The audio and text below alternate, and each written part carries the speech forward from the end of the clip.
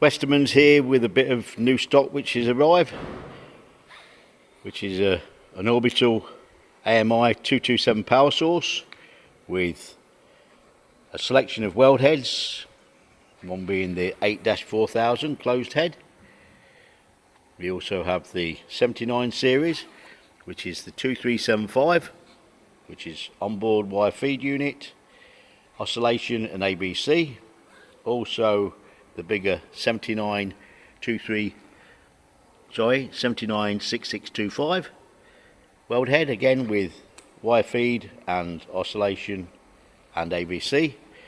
Also comes with the heads up display, pendant control, and the cables necessary for cold wire feed or fusion, the adapter cables. The 227 is single phase, 110 or 220 volts.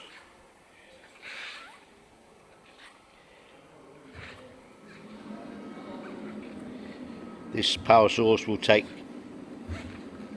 most of the ESAB or AMI weld heads, including the M15, 95 series, 8 series and the 9 series on the closed heads. More details can be found on looking at Westermans.com.